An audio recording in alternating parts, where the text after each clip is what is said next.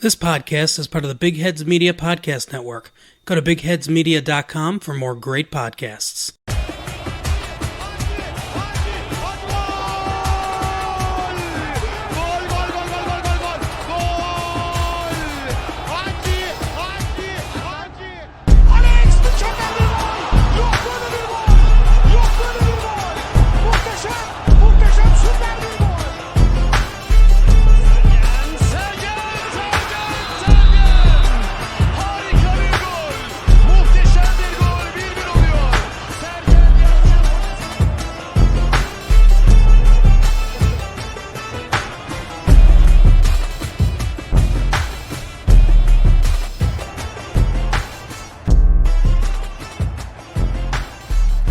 Hello ladies and gentlemen, and welcome back to Football a la Turca. We are still in lockdown across the world pretty much, but we are continuing to provide you content. We're a little bit later this week than we usually record on Monday or on Tuesday, and this week is Friday, so this episode will be out a little bit later. But in this week's episode we have a couple of topics to discuss. We already alluded to it on Twitter this week. We are going to do a little game, so to speak. But before we get to that, there's a couple of topics I do want to address.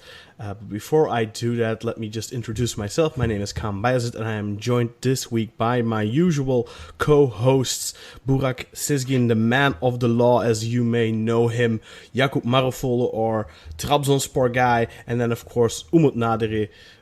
We just keep him around because his parents asked us very nicely to do so.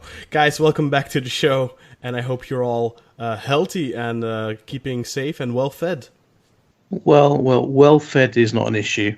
Trust me, especially with Easter weekend coming up. For those who choose to indulge in a little bit of chocolate, I will be doing so. I've got myself a nice Easter egg, but in the shape of a stormtrooper. So I'm looking forward to munching that over the weekend. Not in the shape of a baby Yoda? I couldn't find that one, unfortunately. So you looked for it, huh? I did have a little peek. They haven't got around to that bit of the merchandising yet. How big is that?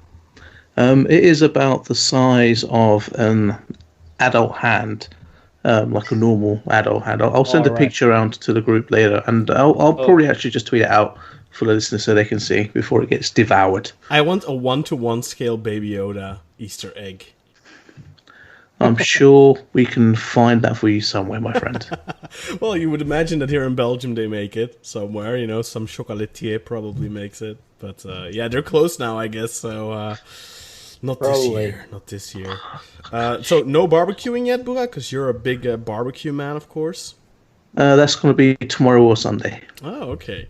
We actually just ordered a new barbecue, on Amazon yesterday. So hopefully in the next couple of weeks we'll be able to grill us up some meat as well. Charcoal barbecue, I hope, not gas. Yeah, charcoal. Kim is adamant that it has to be charcoal. Personally, of course, charcoal's better, but I don't really care that much. But I'm going to shut up now before you laser me dead with your Superman eyes. Well, I agree with Kim. You have a wonderful wife there. Jakub, Umut, what have you guys been up to? What are your plans? Are you celebrating Easter? Is there any chocolate already in the cupboards ready to devour on Monday? Well, it's not a kind of a Turkey tradition to celebrate the Easter. Neither is Christmas, and Turkey is full of Christmas trees. Yeah, but it's the New Year, and it's the same everywhere in the world. But this is a different kind of a celebration, and it doesn't quite fit in this culture in Turkey. But I celebrated myself with not having lectures anymore. Well, I'll make up for that, and I'll be sure to give you a couple of lectures next week. All right. Jakub, what about you? Did you travel over the border to get yourself some of that good old Belgian chocolate? And were you stopped by the cops? I'm not really a chocolate guy, to be honest. So I do get around Easter time. I do get like the Easter eggs. I quite like those. But I just started like a diet thing where I just stopped myself from eating a boatload of candy and chocolate and whatnot. So,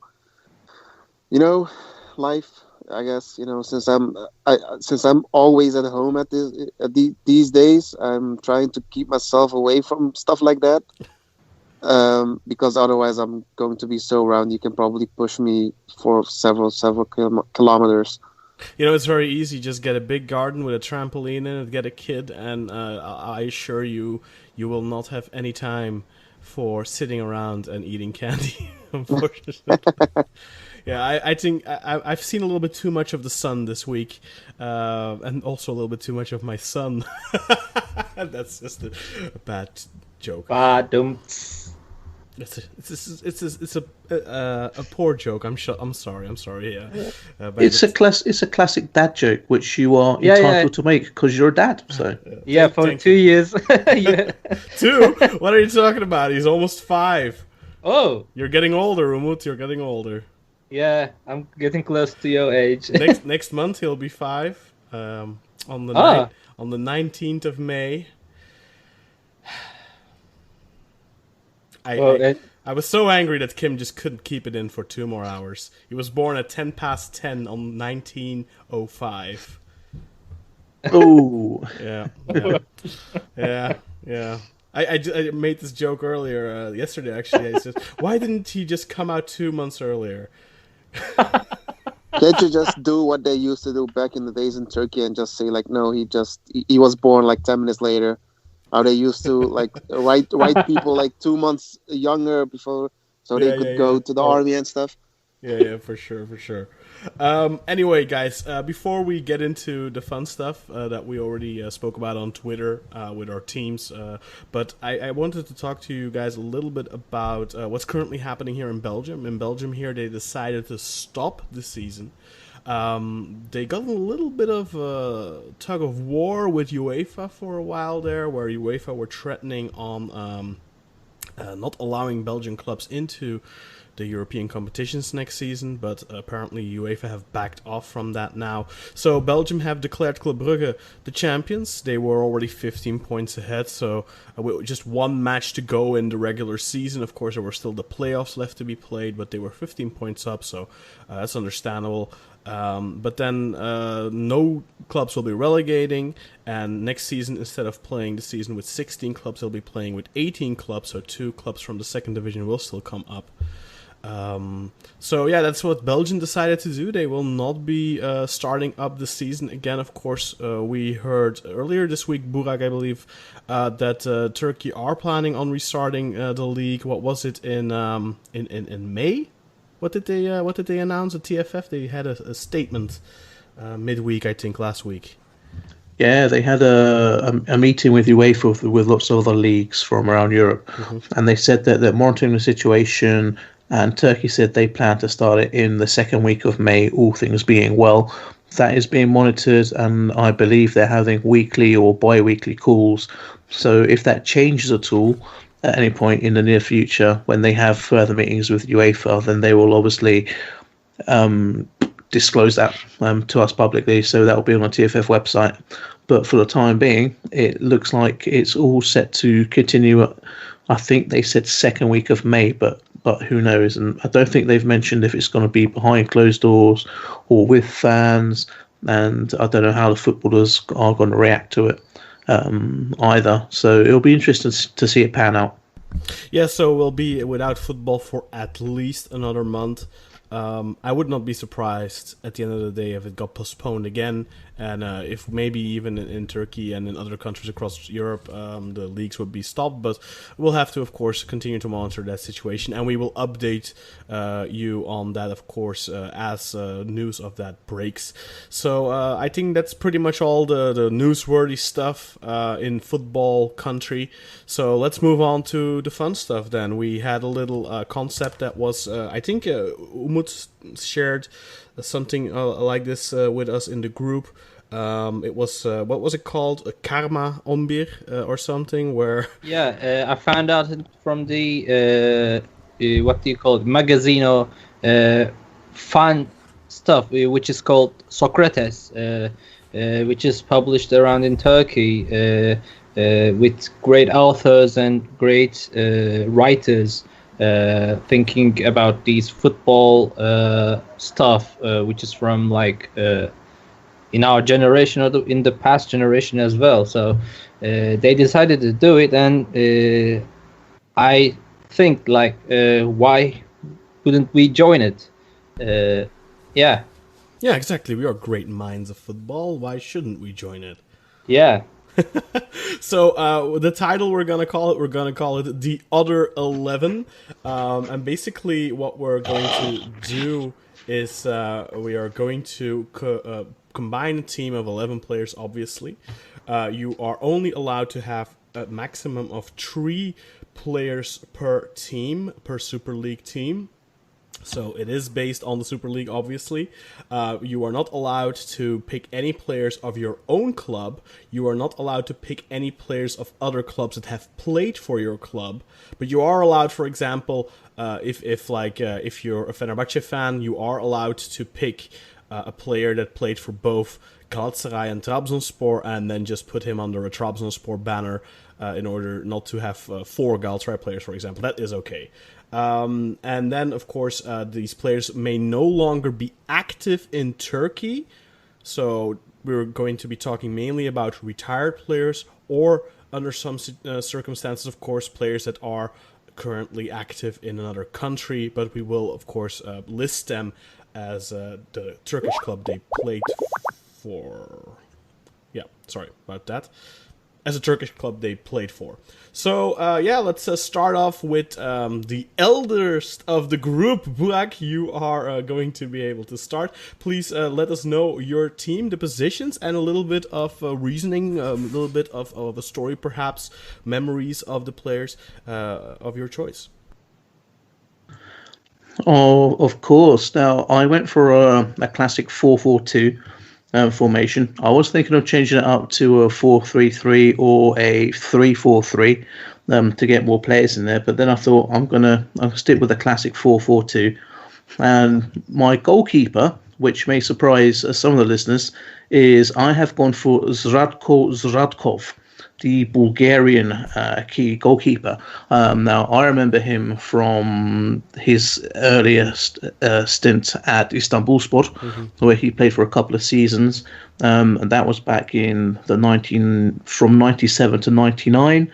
So right at the time where I was getting a lot more into watching Turkish football, and Zratkov would always appear on commentary.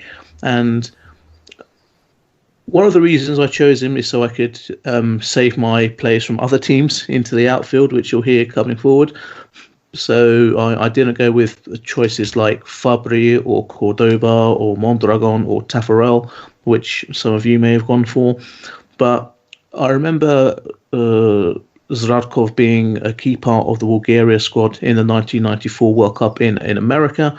By the time it came around to 1998, he was still in goal, and he was going well in the group stages, but then he let in 6 goals against Spain.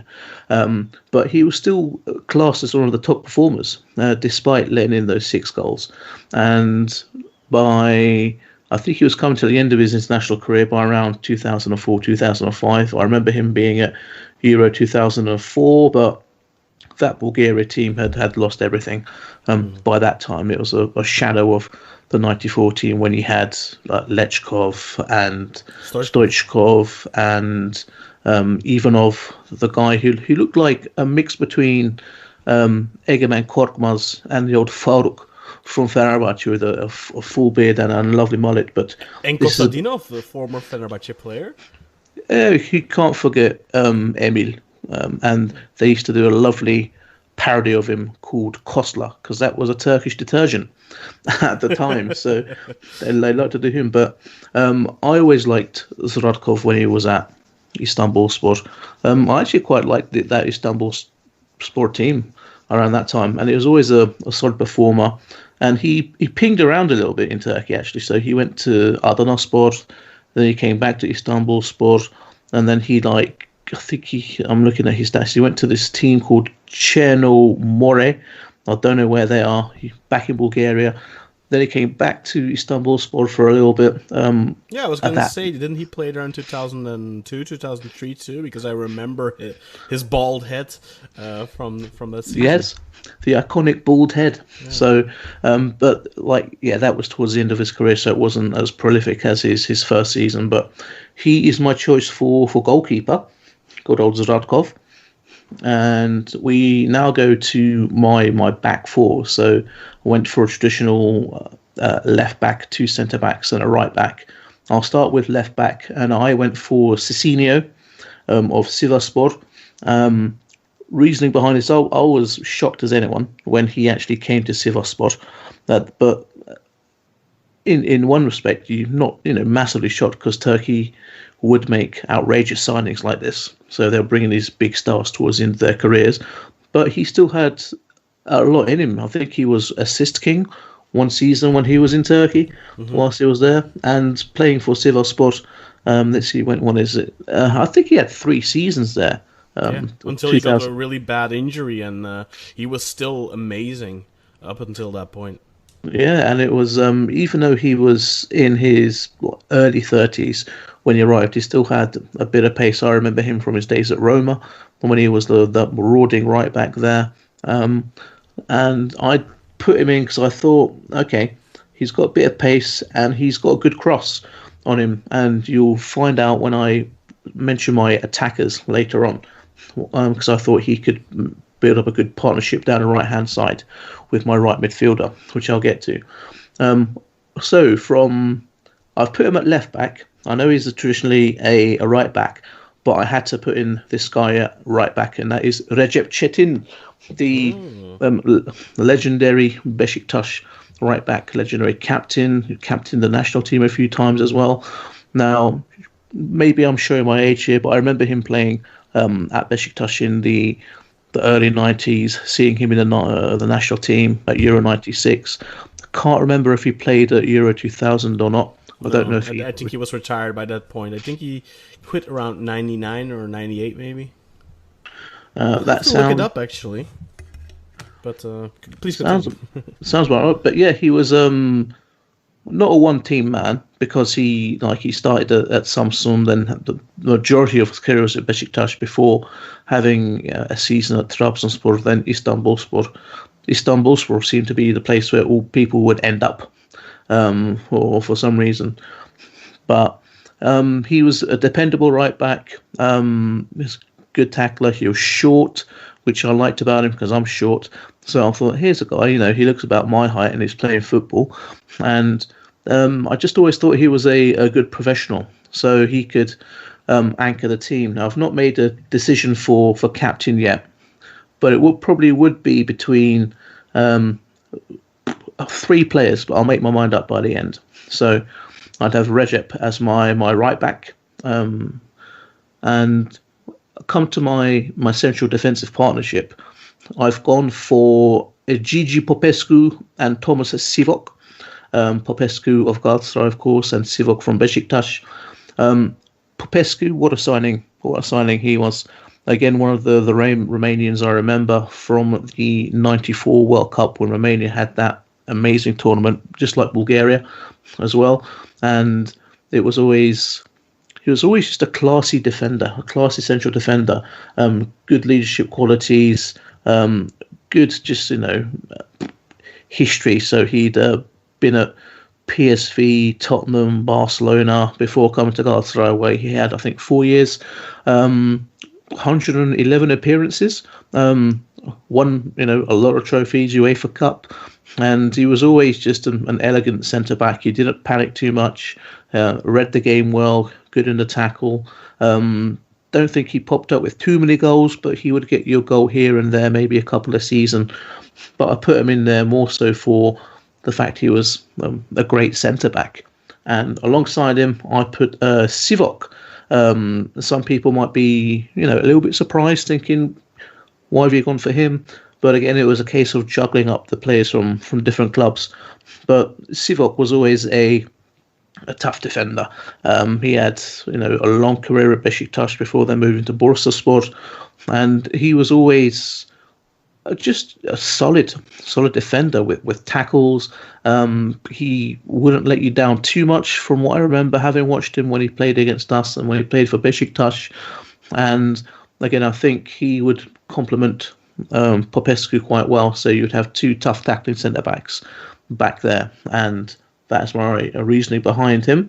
So that is my back four completed. So let's move on to my midfield. I've gone for a classic four-man midfield, left wing, right wing, two central midfielders. I started with left back, so I'll start with my left midfielder. I have picked Pini Balili, the little Israeli.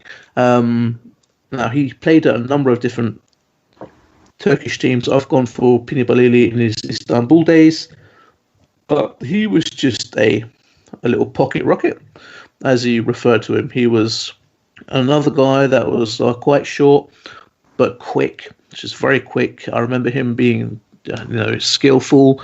He'd always pop up with a decent amount of goals from the midfield for you. I think in his first season at Istanbulspor, he had I think he had about 13 goals in all competitions. I'm not sure how many of those were in the league. But then he went on to Kayseri, Sivas, ended at Antalya, where he didn't have that great season, but he was getting a little bit old by then. But he was always someone who would get the ball, beat the defender, and either score or make a good pass, make a good cross, and he would help to get a number of goals in there. So what happened there is, I think he had a bad tackle from this Trabzon. I'm looking at his Wikipedia page, by the way, as well. So I'm just making sure I've got the stats and the teams up. But yeah, he was. I don't remember this tackle on him by the Trabzon midfielder Abdelaziz, but apparently that happened, and there was a little bit of a fracas, and there was a big old fight on the pitch, which I can't bring to the front of my eyes for now. Ayman, right? Ayman. Ayman. Did he yes. play for Trabzonspor? I don't even remember him playing there. Yeah, he did. Played when Ziya came to Trabzonspor, he took it with him. Okay. Yeah. Awful player, a really awful player. He was really good against Sterili. And wasn't he at Malatya too? But he was a bone crunching midfielder, Yeah, and he crunched Balili. But he still managed to perform well that season for Sivasspor, and he would always be on highlights, and you'd always hear commentators talk about him. He never got moved to one of the big four clubs for some reason. I'm not sure why. Maybe they transfers didn't work out, but he's always a good player that added a lot to the Super League. So he would be my pick for my left wing, and he would coordinate well with Cicinho on the left as well. Maybe some overlaps going on there. Both quite quick as well, so you have some pace on that left flank. And I'll shoot over to my right winger now. I've gone for Ibrahim Yattara from Trabzonspor. Just a great player. Quick, powerful, strong, would beat people, would score goals, would get in the box, would always be a nuisance. He'd always be tough to play against because you knew you were going to be in for a rough time when you played him, purely because of his physicality, but never in a brutish way, but good pace, good trickery as well. And he had that lovely blonde hair which made him stick out in the Trabzonspor shirt. And he came from Antwerp. So do you remember his days at Antwerp at all? I don't, but I do believe he has a brother that played as a goalkeeper as well. Mm-hmm. But I don't know. No, I never saw him at Antwerp. I think actually I might have, but that's so long ago. But when I remember when he went to Trabzonspor, that it was kind of like, oh, that's interesting. But then he completely exploded, and for a long time I kind of viewed him as the Ronaldinho of the Turkish Super League, because that's kind of what he reminded me of a little bit. Yeah, and that's not one of the reasons I picked him down. Now, I'm not sure how much he could work with Recep, because I don't know if Recep was ever renowned for his pace, but I think he could equally come back and help out just because of his athleticism. So, and he would make a really good addition to my team. Now, central midfielders, I've gone for the pairing of Tugay Kirimoğlu and Hagi. Both players who I remember watching in that great Galatasaray team of the late 90s. Turca left a season before they went on to win the UEFA Cup, purely because he was such a good player. They got transfer offers in for him. He went to Rangers, and then he ended up becoming a legend at Blackburn Rovers in the Premiership, where he would score outrageous goals from outside of the box, and they would sometimes be these incredible volleys where the ball would not spin at all. He would hit it in such a way that the ball would stay in the exact position they kicked it before it then went into the goal. And I remember on his last game at Blackburn, all the fans wore Turca masks. And fun fact, I actually met him once in the Selfridges department store in London. This was when he was still playing at Blackburn, and I think I was on my lunch break working around the area. And I just looked up, and there was this guy in these like smart dark jeans, a white blazer, and like a white shirt. And I looked up, and I just saw this huge nose, and I was like, "Yep, that's Turca definitely." with his luz nose and his long white hair at that point. Yeah, it's awesome how he had like the silver hair already at a relatively young age. I always really liked that, and it really set him apart because you don't see that very often in football, that you have a player that's a silver fox. I only really remember Nikolaidis. What's the goalkeeper again? Nikopolidis, right? Nikolaidis was the striker from AEK. Yeah. And of course Ravanelli. Yes, of course. Yeah, Juventus. Yeah. That's the one I wanted to say. Yeah. But you see, you remember them because they stand out. And Turca definitely had that too. And he was just classy, the way he played the game, the way he passed, the way he could play in different positions in midfield as well. So he could either be a central midfielder there, anchoring the passing. He could play a little bit deeper and then set the play up with his great range of passing. In his younger days, he was an attacking midfielder when he still had his legs. But even towards the end of his career, when he was 37, 38 at Blackburn Rovers, he was still quality in a midfield. I think what they asked once, I think it was Mark Hughes managing Blackburn Rovers at the time, and he said, "Don't you wish that Turca was 10 years younger?" And he said, "No, because if he was, he'd be playing in a Barcelona shirt," which is very apt, because he was that good. So that is why I've got Turca in there. And again, he's also got good leadership skills as well. So he'd be another one vying for the captaincy, which I'm yet to decide on.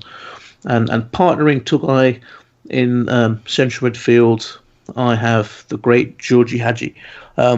It was a shock when I found out he was being transferred to Galatasaray, because you didn't get that many big names in Turkish football at that time. Mm-hmm. And I believe he came in the mid 90s, like 96, I believe. 96, yeah. So that was just 2 years after he'd had that amazing World Cup with Romania. And he had one 2 years later again, I think, right? Romania had a great 98. Yes, that's when they all dyed their hair blonde. Indeed, and he was already playing at Galatasaray at that point. Yeah. But 94 is when he really exploded onto the scene for me. I think that's when he was playing at Barcelona, or he'd just gone there from Brescia in the summer. Yeah, that was really the coming out parties for, well, the big moments for both Stoichkov for Bulgaria and Hagi for Romania. Yeah, and he just scored some like ridiculous goals. I think I remember the one he scored against Sweden, where it was from like nearly 40 yards out, and I thought to myself, "Bloody hell, who's this guy? He's just exploded onto the scene." Because I wasn't watching a lot of European football at that point. But even so, he was playing in Italy, and again, he's just one of the best ever foreign players to have played. Was he at Brescia then? I think, right? Yes. So describe the feeling, because I don't remember this at all. So as a Fenerbahce fan, what did you feel like when your biggest rival, or I don't know if at the time you would consider Galatasaray your biggest rival, but always the biggest rival. So how did that feel then to find out that Galatasaray signed Georgi Hagi? I was like, shit. that was the feeling. I was like, shit. Now they're going to really kick on. Did you ever have that feeling again with another player? Possibly with Drogba and Schneider. Probably more so with Drogba, just because I'd seen him play a lot more in the Premiership and absolutely excel at Chelsea, with a pure beast that he was. And I was thinking, how is our defence going to handle this guy when he's up for it? And possibly and Schneider, because he was just classy as well. I was torn between Hadji and Schneider in my team here because I've got obviously Popescu in the back, and I wanted to put Turca in there because I loved him as a player. And then between Hadji and Schneider, I thought I probably watched Hadji play more, and he just left more of an impression on me from his World Cup performances, standing out. He's really like the star of that Romanian team, and there were so many stars in that Dutch team at the time when Schneider was playing. You had like Robben and Van der Vaart, and players like Seedorf as well. So I think for that reason, I went with Hadji on this occasion, just because he's, like I say, one of the top foreign players to have ever played in Turkey. And it was a great advertisement for the Turkish league when he came. And undoubtedly, he was the key driver in the success of that Galatasaray team that went on to dominate for 4 years. So that goes to Hadji. So that's my midfield, all stated out. And now we come to my strikers. So I've gone for 2 strikers. The first one I've gone for is Mario Gomez, of Beşiktaş fame. Basically, he came in and won the league, and he was a great striker. He would, what more can I say? Finishing, composure, coolness, professionalism in true German style. Yeah. He would always get you a goal. He would show up in the big matches, and he was just a joy to watch for that one season. Just scoring goals for fun, just popping them in. Especially because it was just one season, probably. It could be, but he left that much of a mark that I thought. Yeah, I mean, imagine if he had stayed, you probably wouldn't have liked him as much. Probably, I would have still respected him, but of course I would have. He didn't do much to. He wasn't a polarizing person. Like no, you said, typical German. No, apart from that foul on Bruno Alves, but we don't talk about that. but still, he was. You knew I was going to say that, of course. But yeah, just a great player all around, and he would be in dreamland, feeding off the passes from Hadji, from Tugay, crosses from Yaktara and Balili, and the guy who I think he would form a good partnership with is Mr. Fatih Tekke from Trabzonspor. Now, what a forward he was in that. Was it the 2004-2005 season where the Trabzon finished runners-up, where he got over 30 goals in the league, and he was just great. He wasn't like the biggest guy on the pitch, but he was so strong. He got a lot of headers, and he would just always be there to score you a goal. Yeah, he reminded me a lot of Wesley Song, and recently I think I did a tweet of some of the players that had like the most impact on me growing up, and Song was one of them. And some people ask me, who the hell is that? Like, they have no clue who that is, but it's basically it's somebody like Fatih Tekke, like a relatively small stature striker, but they had an amazing leap. Like Fatih Tekke also had, like they could jump so ridiculously high, it's ridiculous. Fatih Tekke was amazing.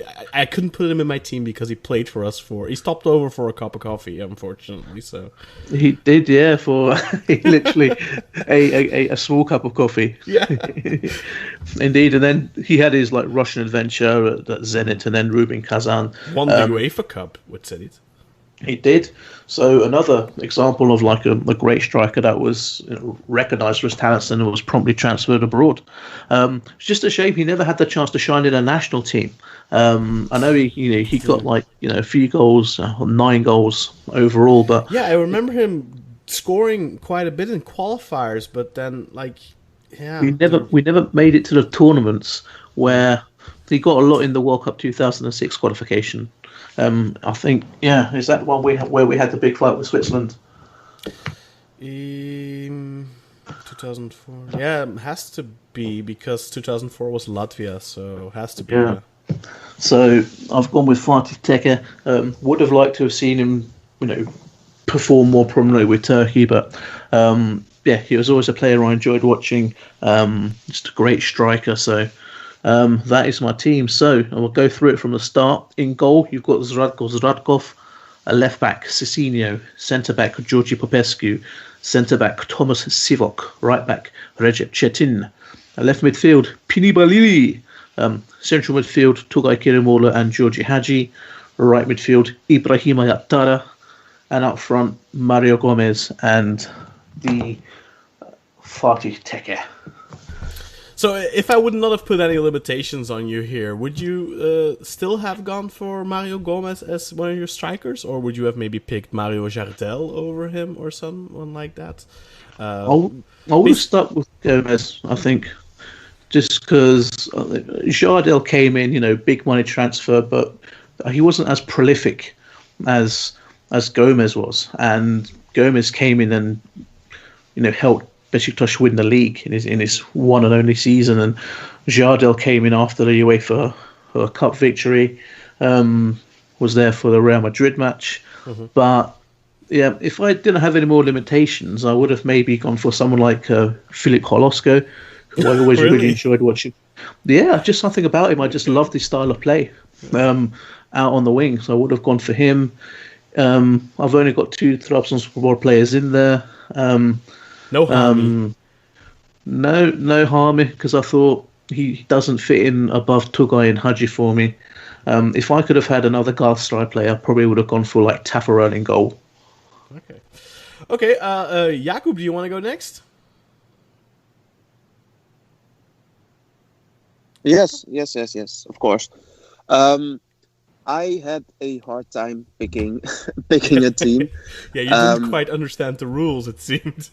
No, I just a lot of players that I liked and admired either played for us played for Trabzonspor for a couple of days, couple of seasons, or I was just stuck with the limit of three players per team. I also only first when I started, I wanted to do a team with only players that have retired, but I also wanted to make a team with players that I did watch. So it was a little bit difficult for me to both do players that retired and both players that I did watch a lot. So I went with a 4-3-3. I have. Of course, you're Dutch, of course. You have to. In goal, I have Mondragon. I remember being a young lad and watching Galatasaray, and I always thought like the way that he kept and the composure that he had in goal, with the little bit of Turkish that he spoke, it was just so wonderful to see a keeper as good as Mondragon in the Turkish league. Trabzonspor had a lot of awful keepers for a long time. So every time I watched Galatasaray play, I was like, damn, why can't we have a keeper like that? And it seemed like he was kind of like, those early Galatasaray squads that I watched had a lot of heart. But generally, you don't. Sometimes the keepers don't have a lot of heart and are a little bit of the silent type. But every time that Mondragon played, you could see him screaming, shouting to everyone, telling players what to do, where to stand, how to defend, and watch players and stuff. And I always liked that. As for the back four, I chose a back four which, as I said, I like a lot of heart. At right back, I have Vederson, Gökçek Vederson. I really liked him when he played for Fenerbahce. I hated how Fenerbahce had a lot of great wing backs at the time. I even thought of putting Baroni there, but every time I think of Baroni, I think of all those goals he scored against us.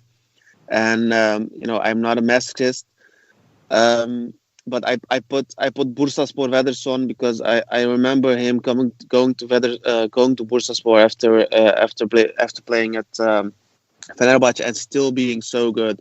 I remember having fond memories of watching Bursaspor play. A Anadolu team that had pretty good players and even came to be champions of the league one day. And Vederson, the way he attacked, I really like offensive wing backs. So I quite liked watching him. He had a great kick. I remember him scoring a couple of free kick goals. If I'm not incorrect. Um, Yeah, long shots. I remember him more from his Ankaraspor days even than Fenerbahce and Bursaspor, oddly enough. But he was fantastic at Ankaraspor. The Osmanlıspor today, of course. yeah, he's just such a good player. He's such a nice player to watch, and him getting the Turkish nationality, and not being not he didn't play for the national team, did he? No, the only Brazilians ever played for the national team were what was Aurelio. Yeah. Aurelio. Aurelio, yeah. And then you Nobre? had no Nobre didn't. He did have the Turkish nationality, and so did Witherspoon, but they never got a call up. I think. Yeah, okay. We could have used them. The wing back is hard to find a good wing back. As I said, I like offensive wing backs. So the other wing back that I have is Roberto Carlos. I believe it pains it pains Burak a lot that he can't choose him, because I think that he's one of the best, probably the best wing back that came to Turkey. He came a little bit at the tail end of his career, but being a young guy that watched him play at Real Madrid, in that wonderful Galactico team, and see a player of his stature and of his fame come to Turkey, it was just unbelievable. Obviously the Turkish league had some pretty good players. We had players like Haji come to the league, but when I saw Roberto Carlos actually come to Turkey, it was like when you back in the days when you used to play FIFA and Pro Evolution Soccer, and you made these ridiculous transfers and you thought like, okay, this is never going to happen. Yeah. It really felt like that, and watching him play, watching him just speed on over the left of the pitch, and kick the ball, just the whole aura that he had, it was just unbelievable to watch. And to to see him end up at fucking Sivaspor as a trainer at the end of his career, it was just, you know, it's just wonderful that it doesn't matter which teams you played for, the millions that you earned, and just the end at Sivas of all places. It was just hilarious and so great to see. Just pretty decent though as a coach there. Yeah, he wasn't really that bad. He wasn't really great, but he wasn't that bad. And generally, really good players don't make good coaches. So it's great to see that he actually did pretty well. Um, as for the defending trio, the central defenders, I picked players that I just when I think of defenders, I think of players like Puyol. I think of players like Maldini. He played a little bit. He probably was more of a left back, but those players that are just the heart of the squad. Those players that are just the captains of the team, and just putting the lines out on the pitch. Um, the first player I thought of was Alpay. Alpay from back in his days at Besiktas. I remember watching the Euro qualifiers and the 2002 World Cup, and those famous scenes of him just shithousing Beckham and just kicking everybody, and just he was just such a no nonsense defender. And I always like that when you have a defender that is just like a brick wall. That's why I currently like Merih Demiral a lot. Merih isn't as Yeah. aggressive as Alpay is, but just those Alpay was just a fucking psycho. you know. Um, Did you know he won the Fair Play Award? What was it in Euro 2000? I think. Or was it 96. 96, yeah. He didn't foul fucking Goran Vlahovic, and Croatia scored in like the 88th minute. Oh, I remember watching that game. And I was like, fuck, who cares about the fucking fair play award, man? You should have fouled him. Just foul him. He did it all the time in Turkey. Yeah, he probably thought like, okay, now that I have this, I can just kick everybody, and he just went around kicking everybody. But it was just, as I said, I like it when I'm a Turk, so we are emotional peoples, and it's always nice to see emotional defenders, and emotional but in a good way. So no, not red cards every game, but a player that is good and that can show it on the pitch also. Um, That's why, of all the defenders that we had in the Turkish league, I went ahead and picked Servet Çetin. He was, in my opinion, he was a little bit like a Gazma. He wasn't he wasn't really good on the ball, but he was just the Turkish prototype of ball goes through, player doesn't. Um, at his goal straight time, I think he was a pretty good defender. I remember his fucking goal against Trabzonspor where he dribbled around like 7 players and scored it. It wasn't at Galatasaray. I just misremember. I can't remember the team that he was on. I hope it wasn't Mersin. I think it was fucking Mersin, and it was like the goal of It his was career. Eskişehirspor. Eskişehirspor. It was like a Maradona-esque goal from like a 37-year-old do patriotic. you guys sorry to interrupt, but do you guys remember how he was always picking his nose and like snorting, like blowing out his nose? Like he's always doing something with his nose. Throughout the entire match, he was like obsessed with his nose and yeah, the mucus coming out of it. He also had a huge nose, but the sight of him, with his mustache, with his beard, with his long hair, it was just so great to see. Yeah. As I said, he might not be the greatest defender, but I remember he had like an interview where he talked about when Daum went to Fenerbahce, and he was like he was talking about how he didn't play enough or something, but he with his broken English that he has, and he pretty much just cursed the crap out of him, and just that way he played the next week, so it I guess it helped. And stories like that always bring a smile to my face. So that's why I picked him. As for the midfield, I picked Pablo Bataja. It was so unbelievable to see a player like him play in the Turkish Super League. He was a player that made you watch Bursaspor. It was a player that probably was in transfer discussions like every season that he was in Turkey, that he was going to any of the top 4, but he stayed at Bursaspor, and that worked out really well for him. He has like a passionate fan base.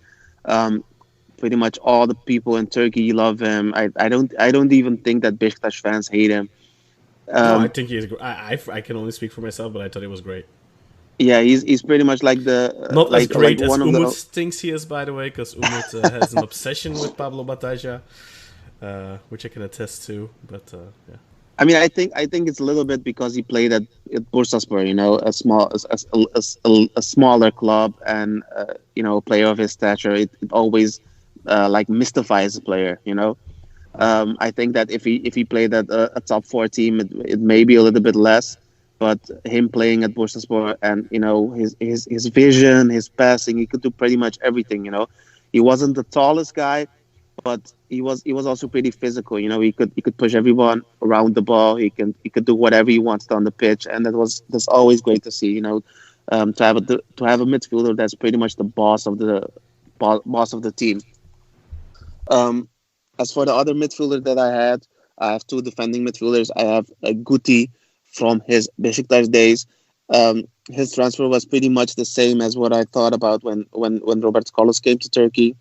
I remember him, the tall blonde guy with his long hair, and every time I think of Guti, I just think of that one assist that he gave to Benzema when he was playing with Real Madrid. It was when he was like 1-on-1 with the keeper, and he just backheeled it to Benzema. To be a player that is so good and so aware of his surroundings and the players that are walking around on the pitch, it was just unbelievable to see him come to Beşiktaş. And he came to Beşiktaş when Simao and everybody was at Beşiktaş, wasn't he? He came the summer of 2010, the same summer as Quaresma, and then Simao and Almeida and Fernandes came the following January. I mean, it was just such an unbelievable Besiktas team, to watch. Yeah, we had the fourth or fifth. I don't even remember. That was like up until that moment. I think that was like on paper the best Besiktas team ever, and we completely underperformed. But I think the problem was that it was a very top heavy team, and the back line was pretty shit. I mean, I liked how Guti came into the team, and he wasn't like a prima donna. I don't think there was even news of him like clashing with his fellow players. He was just like, okay, this is what doesn't matter where I came from, what I did before I came here. He was just always ready to play. He didn't really put up he didn't really talk about a lot of shit. He just did what he was asked for. And it's always nice to see a player that came from one of the biggest teams in the world and still has his head on his, on his shoulders, and he's like down to earth. And that team, that Beşiktaş team with those atrocious, do you remember that gray garbage bag jerseys that you had? It was... Funny story. I have two shirts signed by Guti. The white shirt and that garbage bag shirt. Even when you had those garbage T-shirts, it was just unbelievable to still watch that team play. Actually, I think that shirt looks very nice if you just put it down or you hang it up, but when you put it on, it looks like shit. I don't know what it is. It's because it was like reflective material and stuff, I think. But like the shirt itself doesn't look bad, but as soon as you put it on, it just doesn't. Yeah, it's just not good. I don't know why. You're still in denial, man. It has been like 10 years. Come on, give up. It has indeed. As for the trio that is in front of Guti and Pablo Bataja, the first player that came to mind when I thought about making a team was Alex. That he was for a long time the only player at Fenerbahce that I just liked at all. I remember him being pretty much the only Fener player that a lot of my relatives and pretty much everyone in Trabzon liked. The way he played, the way just everything about Alex is just unbelievable. He scored like 300 goals or something stupid. He has scored a lot of goals in his career. He scored a lot of goals at Fenerbahce. He scored. He assisted. He just did everything, And he was never one to complain. He was never one to pick fights. He was never one to play dirty. He just went on the pitch, did his thing. Passed the ball around, scored when needed, just did pretty much everything that you could ask from a number 10. He was a free kick taker. He crossed the ball greatly to the forwards. He scored when needed. He did pretty much everything, and he was just such a great player. And it was just unbelievable to watch him week in, week out. I felt horrible the way he left Fenerbahce, the way he ended his career at Fenerbahce, and I know that a lot of pretty much all the Fener fans also think that way.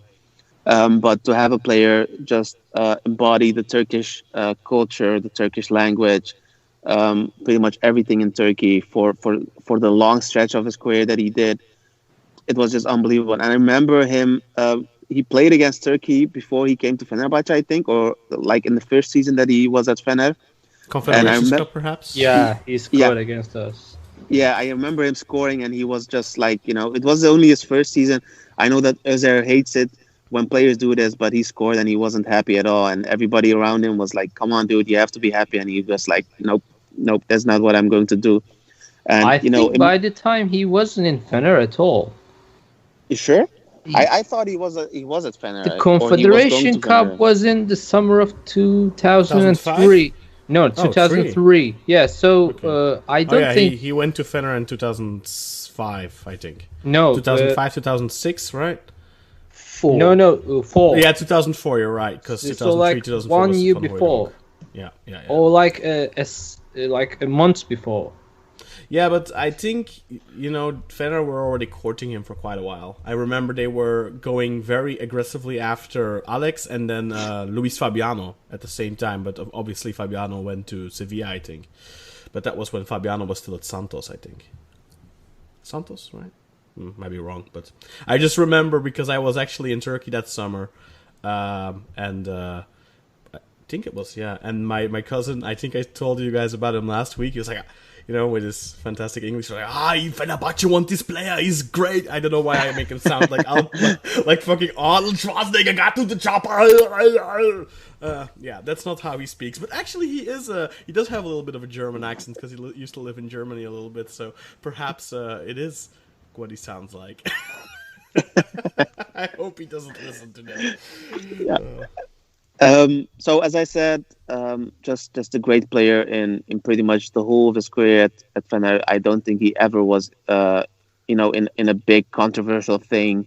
And he was always respectful to the people above, even though they treated him like a dick. So all in all, just a wonderful player and like a one in a million players that will probably come to the league. I have two wingers, even though I think that one of them didn't even play a lot. Yeah, he did play in the wing position, but pretty much. Don't worry about it. I had a Besiktas friend of mine the other day tell me that Ilham Mansız was a right winger. So whatever you're gonna say, it's not gonna sound any more retarded than that. Okay, well, I wanted picked, to legit slap him. I picked Wesley Sneijder. Being a guy that was born quite a bit under Term. To be a guy that was born and raised in the Netherlands and in Rotterdam. Wesley was. Isn't he from Utrecht? Yeah, I'm talking about myself. He is from Utrecht. He's from Utrecht. So it was really awful to see a player. To watch those Ajax teams with Van der Vaart, Sneijder, Zlatan. Yeah, Mido with his unbelievable technique. Ahmed Hossam. It was so unbelievable to see players. Wesley Song. Wesley Song? Yeah, he was there. I don't remember him at all, to be honest. Yeah. He went to Ajax in 2000 and... he won the league with Genk in 2002, 2003, I think. Then he stayed another year. I think he went to Ajax in 2004, last season of Zlatan. They played together. Could be. Yeah. But seeing him develop from Ajax, how great he was, to go to Real Madrid, to go to Inter, to be that wonderful player that he was with Mourinho, to win, the Champions League, he should probably have won the Ballon d'Or instead of Messi, I think it was. In 2010, winning the quintuple and everything, and seeing him come to. I remember thinking when he came to Galatasaray, I was like, what a bad decision by Galatasaray. They paid so much for a player that is like at the end of his career. He was plateauing at the moment. He was 27. I know, but he was just plateauing at the moment. He didn't do that well at Inter, and they were going to, spend a boatload of money, and he's going to have like disciplinary issues and this and that. And then he came and just unbelievable performances all around. He played so well. It helps that Istanbul is one of the greatest cities to live in Turkey and in the world. Even though he did earn like an unbelievable amount of money, he was just such a great player to watch. He's like a tiny guy, but I remember those goals against Fenerbahce, the one on the right and the one and in the same game the one on the left, having Volkan just kiss the posts every time. Such an unbelievable player to watch. His goal against Juventus that made that helped Galatasaray go through. Stuff like that. He was such an unbelievable set piece player. He did whatever what was asked for him. He always was a physical player, even back in his Ajax times and at Inter. But he just came to Turkey and just unbelievably performed. And it was so great to see. I even think that he could have stayed at Galatasaray for a bit longer. Um, but I think it was a pretty good decision by the board to let him go, because after he left Galatasaray, his performance just went down, and he retired like last season or the season before that. Yeah, and then like a couple of months later, he put on like 40 kilo or something. Yeah, He looked ridiculous. he's a guy from Utrecht, and I watched him at one of the games, and he had like a massive belly. So I think he saw all the Turkish old men, walking around in Turkey with the mustache and the baklava bellies, But and he he had was like, the okay, genes. I think he has bad genes because even when he was still playing, like he would put on weight really quickly, and you see that with other guys too. Like Eden Hazard, he puts on a lot of weight in the yeah, vacations too. And I think those are just the types. They just have those body types, and like for example, the real Ronaldo. I think he has some weight issues due to all the cortisone he took as a player, and that's like I don't know. That has like apparently a lasting effect with the retaining a lot of water and stuff like that. So maybe I don't know if Snyder used a lot of that kind of stuff. Maybe he just has bad genes, but yeah, I thought that Ronaldo's issue was like a medical thing. yeah. Um, To do the cortisone, I think he used to take because of the injuries, the knee injuries. Umut, you probably know this. You probably read his book. Who? Ronaldo, the real one, the Ah, original. I didn't read his book. Who said that? Anyway, on the other wing, I have Useless. the Oh, Mr. Duracell himself. I thought for a long time about who to put on the left wing, and for some reason, Mehmet probably because Yozgatlı. nah, No, probably okay. probably because like I'm a Feyenoord guy, to have Dirk Kuyt, Ah. come to Turkey. Um, Kuyt was never like one of the best players wherever he played. He wasn't at Fener, he wasn't at Liverpool.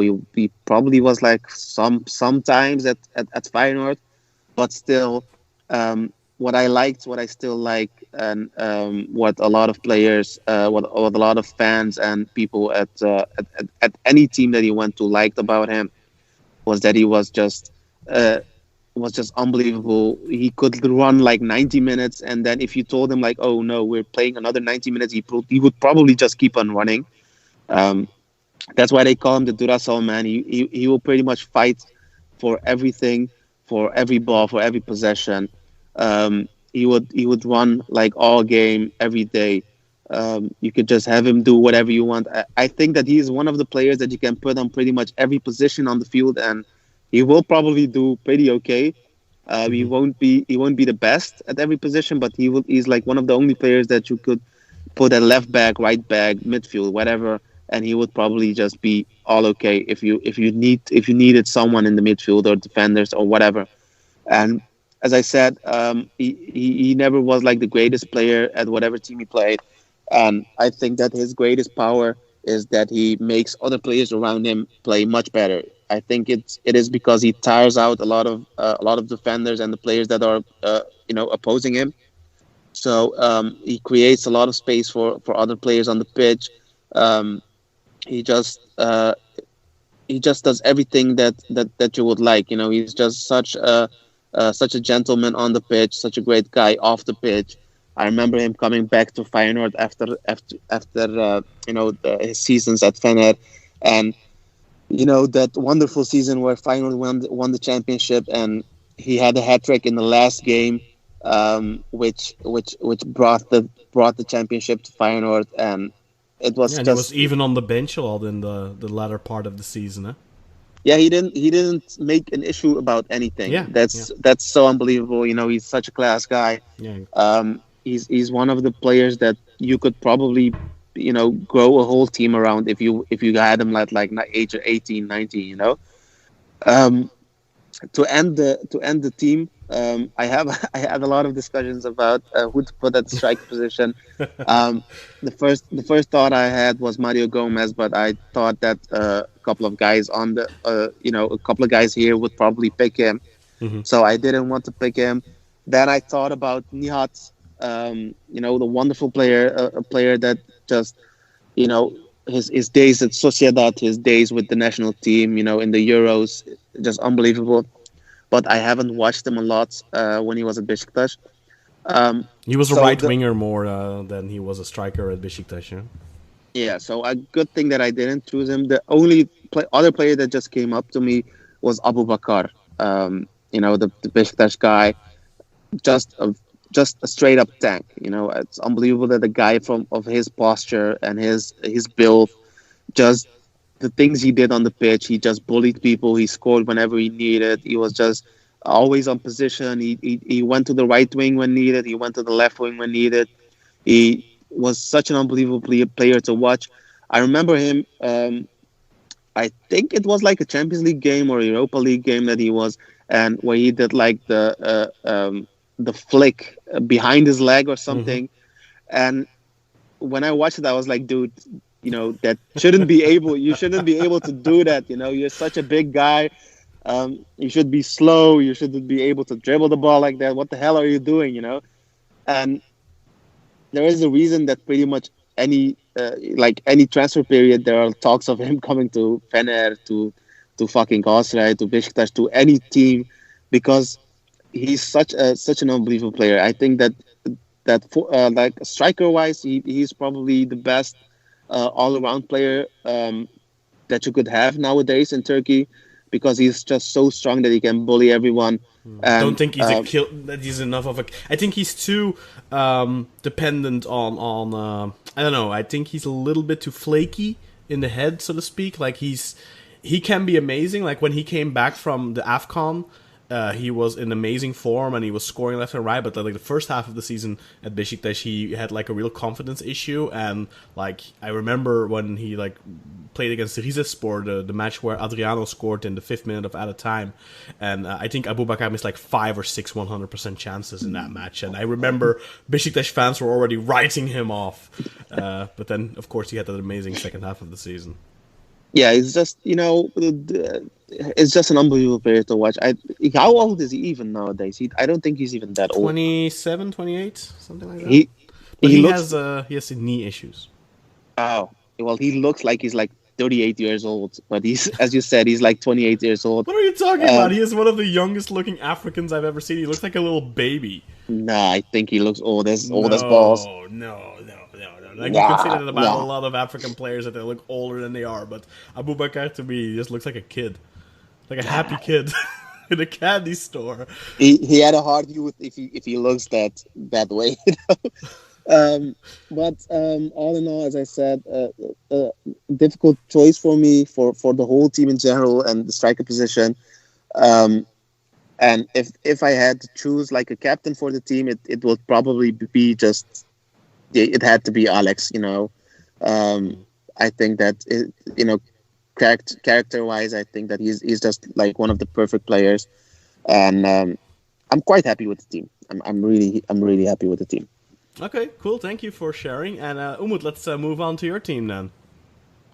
All right, here we go. Let me start with my goalkeeper, who is the older former Sweden international goalkeeper Andreas Isaksson, who came in the years, if I'm not mistaken, around in 2011. Same time with Donk, Babel, like an amazing team. Scarione, Kasim Pasha had like such a start at the team, really. Yeah, they had a great money budget in those days. Right now they are like in a deep hole because most of the teams in Turkish league are in a bad shape in terms of speaking of money. But in that years, Andreas Isaksson was seen as a impossible transfer to be made by an Anatolian team. But when I'm saying an Anatolian team, I know the Kasım Pasha is different than the other teams in the manner of money issues, because at the time they were allowed to use the government's allowance in those budgets. If I'm not mistaken, along with the Istanbul Büyükşehir Belediye, now Başakşehir So like there were two different clubs in Turkey history. I remember that can spend money as their own will. So The taxpayers. yeah, could be. So Anders Isaksson was a surprising transfer for for a team of that caliber, but he played really well in that league. And we know him from his World Cup days and in the international games with the Sweden national team. Yeah, for PSV, he played for PSV. Yeah, and then he played in the Premier Man League. City. Yeah, Man City as well. He has a great career, and to see him in our league was a surprising event, and he did pretty well actually, and so that's why I selected him. And it's in a similar manner how Burak did as well, to give a space to the üç büyükler or dört büyükler alongside the outfield players to save it from the goalkeeper. So I selected Andreas Isaksson for that manner. For my left back, it's kind of obvious to pick the world class, maybe the best left back in the history, Roberto Carlos. I know you also talked about him pretty much. He did pretty well in the World Cup 2002, where he slightly. Huh? Yeah. What? That amazing! Wasn't that where he scored that amazing free kick? No, it was in 1998, I believe so. In that, it was against France, and the goalkeeper was the famous Fabien Barthez. He twisted the ball that spin it with banana shot. Yeah, banana shot with his outside of his left boot, which is a great curve that maybe we couldn't see it anymore in these days, because at those times the ball was quite different from the nowadays. I think it was heavier, and it gave it the ability to curve it a little bit better than how it's right now, because right now his ball is some kind of more rubbery, so you can kick it pretty hard, but when it comes to spin it and give it that kind of a bend, it was more probable in those times. Right now you can give it curve again, but I couldn't express it in my words, but in the ball physics, no physics. It would come on. Yeah, people are turning their podcast off. Yeah. Okay. So the ball was different. So we seen the greatest free kick ever, maybe.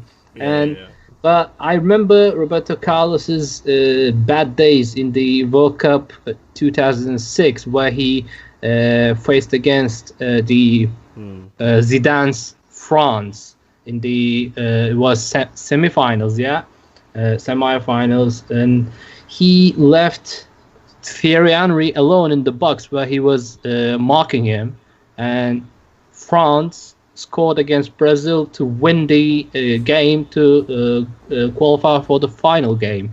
And that was when you see from the replays a deliberate error from the left back Roberto Carlos. I don't really know why he left Thierry Henry, his man, alone in the box to give a clear shot on goal.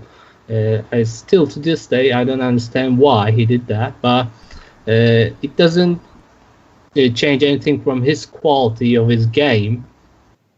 He will ever be the best left back we have ever seen so far. So coming back to my left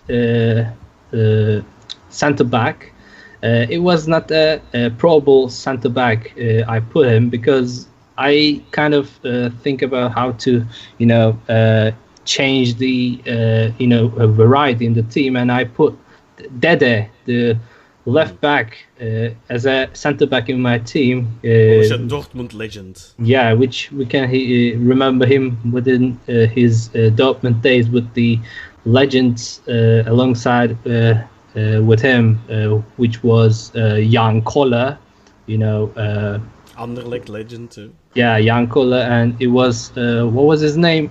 The Czech legend as well, Rosicky. Yeah. Rosicky. Yeah. Rosicky. Yeah, it was a brilliant Borussia Dortmund team. The goalkeeper was at that time was Jens Lehmann as well. Yeah. Dan went to and Arsenal. Mateus was still in the center back, I think, in the early 2000s. Yeah, could be. Yeah, because of I don't trace it really well, but as far as I remember, it was a great Borussia Dortmund team that got the title at those days. Lost the UEFA Cup to Feyenoord, Pierre van Hooydonk's Feyenoord in the UEFA Cup final in 2002.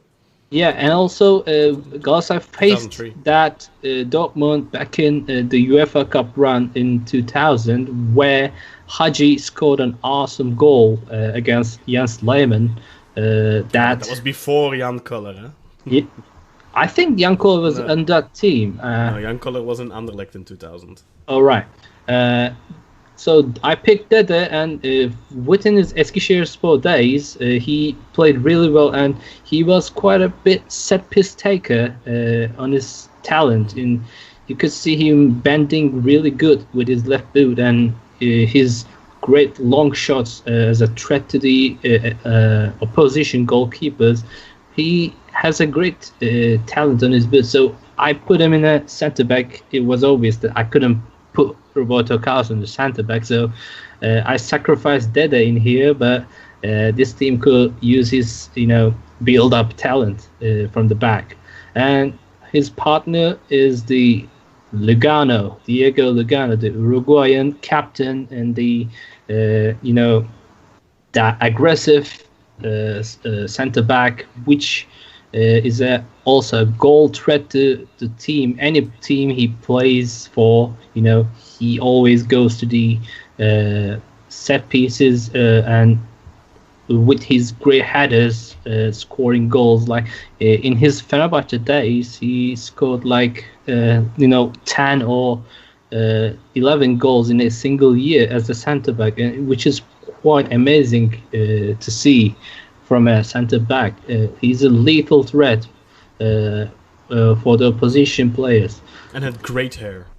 Yeah, and I always remember him, holding that rakı şişesi, rakı bottle in the derby, which was thrown by Galatasaray fans to the pitch, and he was holding that to the referee and arguing about it, like, this has been thrown at us. What are we gonna do about it? And the ref didn't do anything. But it was that moment that he was like an alcoholic, like drunk man holding that rakı bottle. Yeah, and he had that amazing psychotic stare, yeah, where his eyes would almost pop out of the skull, yeah, and he could just kill someone just by looking at them. It was amazing. Yeah, also, from what I remember, Muslera always calls him as an idol, not like a idol for his position, but as a characteristic, idol for his characteristic from the Uruguayan national team. He always respected him. He's a great character. It's kind of unfortunate he went to Paris Saint-Germain after Fenerbahce, and his career was almost going downwards afterwards. Yeah. For my right back, I preferred Cicinho as the rest of the guys. So not much to say about him. He's a great talent from Roma and Brazilian national team, and he did pretty well for our league with his. He had brilliant goals, and the only goal I remember, I think, was the free kick he took against Fenerbahce, which a tight angle goal. Like, nobody even became aware after that moment. Like, it was a goal because everybody thought the ball was outside of the net, but it suddenly went in, and Volkan Demirel didn't do anything about it. Like, it was a like an interesting goal to see live. And Sivasspor seems to have a little bit of a tradition with good Brazilian fullbacks now. What they had in recent years, of course, like you just said, Cicinho, Douglas, and now they have what's his name again? Marcos? No, not Marcos. I don't remember. No, but he's good. He's Yeah. good and he's Brazilian too. Yeah, and also I think it's kind of the Roberto Carlos's, at the manager chair. It was kind of his influence to urge Cicinho to come here in Turkey to play for Sivasspor at the time, because I don't think definitely. anything other could persuade him to come here from all the way down from Brazil. So either Roberto Carlos as a player and as a manager was a great influence in the Super League. So for my midfield, I picked as what we call regista, as Guti Hernandez from the Beşiktaş team, where, as you said before, the Yıldızlar karması, which is a great team but didn't have the success at the end, which is unfortunate for Yıldırım Demirören times. But he was, as a player, was a great maestro, and it was kind of really hard to play in that, what we call, what was the nickname of that Real Madrid team at the time? Galacticos. Yeah, El Galacticos. Los Galacticos, was it?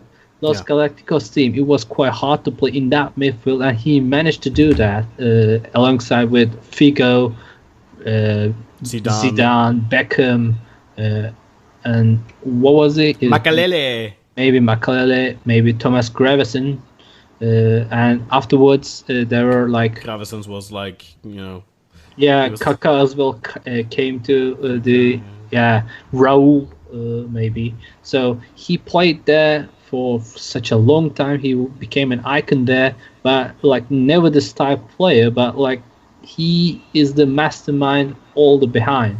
So Yeah, him and Raul were like the homegrown heroes that still stood out in that team of world stars. And I really admire his vision and his left foot. Like he has all the eyes on the field, and the vision was so immense that you became jealous of what he does on the field. Like everybody like wishes to become like him, but like he is quite a talent to see him. So I put him in my center defensive midfield, but not as a defensive role, but as a regista player.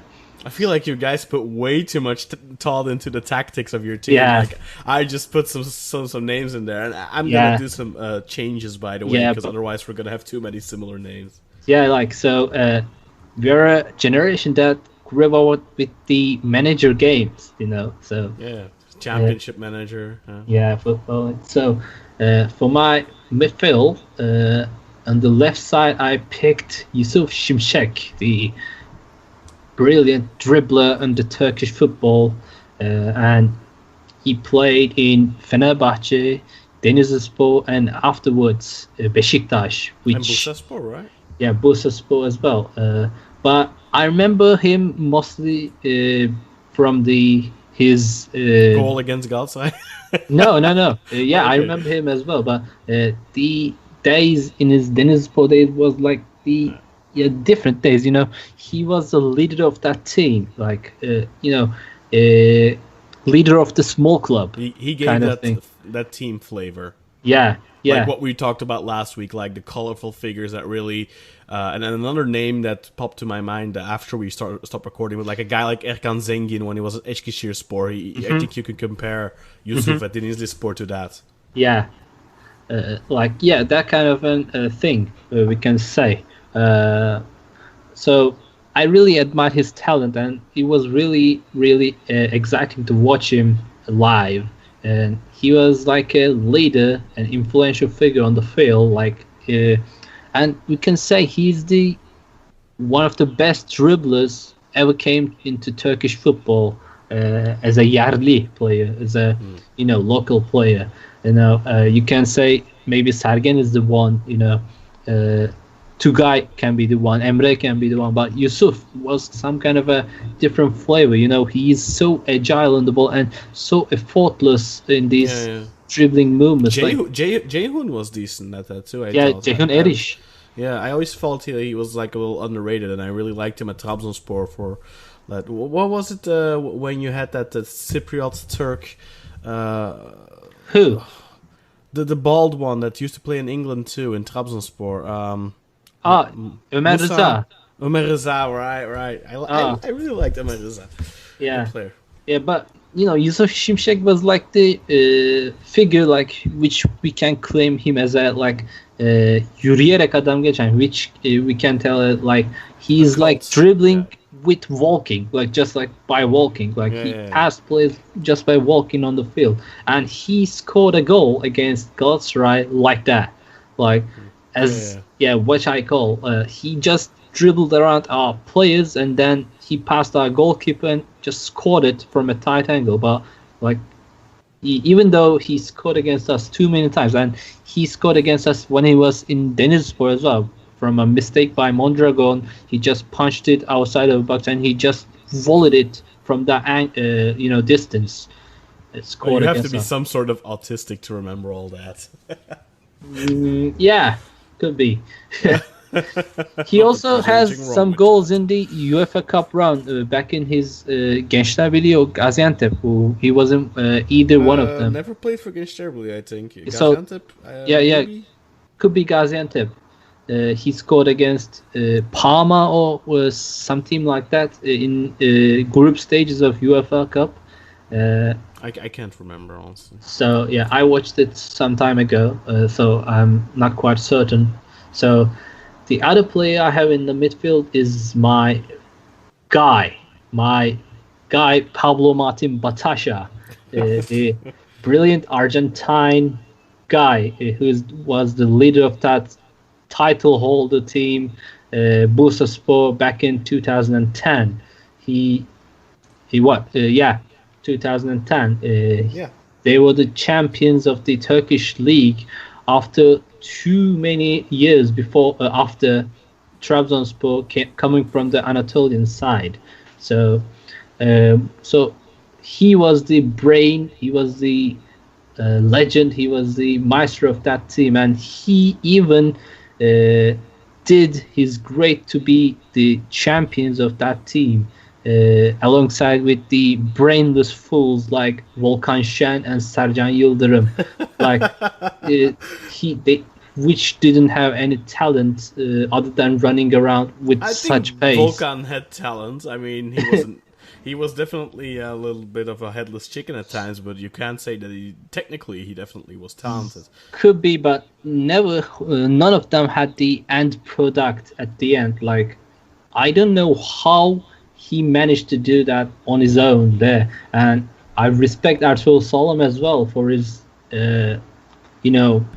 encouragement on the team to make those guys determined on the field, because it's really hard for those kind of players doesn't have any ambition. They just run around. I don't know how do I call it, but you might get my point. Discipline could be. Discipline. So Batasha, despite of his height, he had too many header goals, and he was immense on air, and he already has 2 header goals against Fenerbahce, one in the game of their championship run back in 2010 in Şükrü Saracoğlu, where they were 2-0 back at the time to come back from that 2-0 to 3-2 at the end.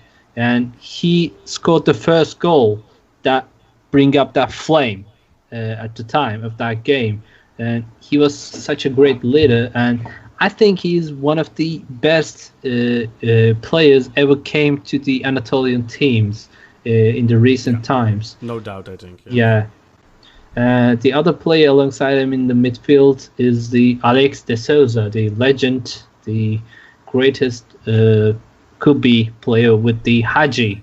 I don't want to compare them because that will be yeah. Yeah, it's difficult for us, I think, because we didn't really watch Haji in his heyday, like Burak did.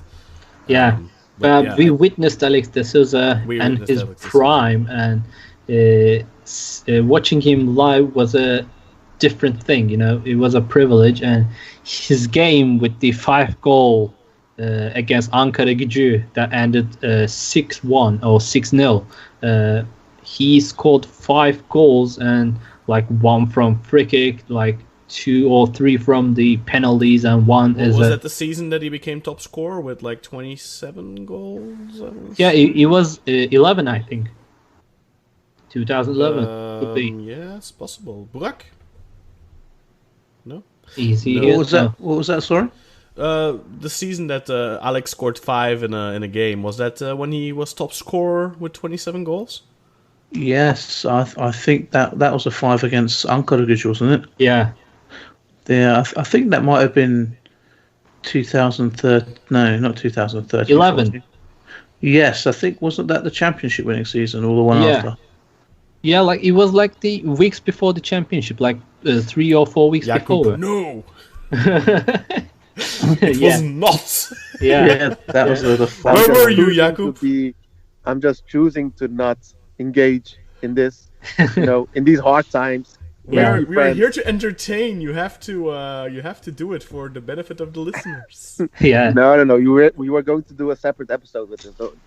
Yeah, that's true. We still have to bring Burak up to speed on that, but that'll be for the VIPs. Yeah. No. Anyway, continue, Umut. Alex. So who's next? Yeah, so the next is I was really unsure to pick it from Yattara or Gökdeniz or Miroslav Šimkoviak, and I end up with Gökdeniz Karadeniz, the Trabzonspor legend, and then Rubin Kazan legend. Remember he also scored against Barcelona in the Champions. Yeah. And they won 1-2. Yeah, which was a great game in his name.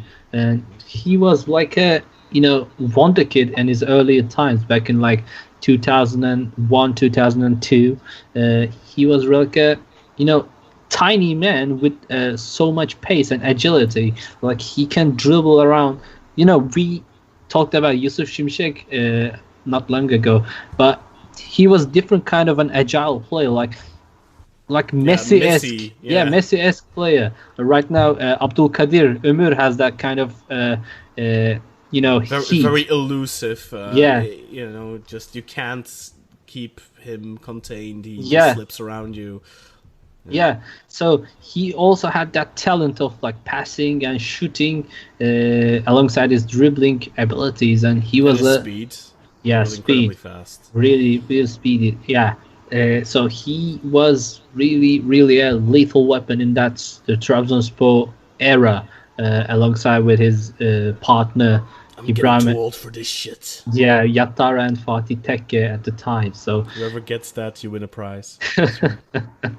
Yeah, I remember his goals against us. It was kind of heartbreaking to see him score against us, and he was really a threat every game he played against Fenerbahce or Galatasaray in that Trabzonspor shirt. And you could say that he became too ambitious and too eager to score against those big games. He's that man of those big games in that Trabzonspor shirt. Then he went to Rubin Kazan, and we kind of lost his trace a bit because don't follow Russian league too often, so it was quite great to see him play in this Turkish Super League.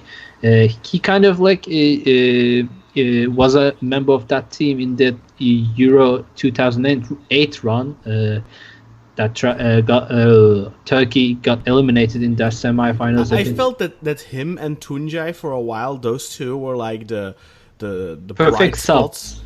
Yeah, but they were like, for me, at a point, Gökdeniz and Tuncay were both like the bright spots in the Turkish national team, because we had like a poor run in the mid 2000s, and I felt like those two were really the guys that we had to look for the future. And for some reason, Gökdeniz, I felt, always did really well for the national team, but then at one point just stopped getting called up. I don't know what happened there. Maybe it was quite about the gambling thing that he left but Turkey as well. Did he have legal issues with that, or what was the reason there? I don't really know, because I mean, I felt like his international career ended way too soon. Yeah. Both him and Fatih had issues with Fatih Terim. Never really was clear what the issues were, but they had some issues. I think it was the way he chose the teams, but as I said, never was really clear. But they definitely had. If you're insinuating Fatih chose Galatasaray players more than he does about the other ones, but I would say Ümit Karan hates Fatih as well in that manner, because he didn't get chosen because Fatih obviously kept choosing Nihat Kahveci and Halil Altıntop kind of players from outside of Turkey. Well, can you argue choosing Nihat in that point? I mean, Nihat was, the best performing Turk abroad ever. I know, but as a second player or third player, you could choose the player who scored that Umit never had that career for Turkey either. Yeah, that's true. Yeah, there's a couple of those omissions like Fatih Tekke, Ümit Karan, those types of guys that they never really had a big Turkey career. Yeah. But then when I'm coming to think of it, did Arif have? Well, I guess he was there in the 2002 World Cup and stuff. Yeah. So when I think about Gökdeniz, I always remember my father's quote. Like we were against it was Switzerland in that game. In the Euro 2008 second game where Arda Turan scored the winner. Gökdeniz came in as a sub. And the pitch is all wet, and my dad screaming at Gökdeniz like, "Hey, it's like Trabzon, all wet in here. Like, play again, play your game." Okay, that's I don't know if that's. Yeah, it was kind of a really weird moment for me. Like, my dad's view on Gökdeniz is that. So I think we could probably do a whole podcast on weird dad moments. Yeah. So my last player is the same as the other guys as you, Mario Gomez, the Cha-Cha, the German tank, scorer. Okay, I'm gonna put this out there. Who is the greatest foreign striker ever to come to Turkey? Jardel. Gomez. Jardel. Who else is there? Who would you guys pick? So you pick Jardel? Yeah. Okay, that's I don't know about that one. Did he ever win the Champions League? Who? I said, did he ever win the Champions League? Wait, I don't think so, because he didn't. No.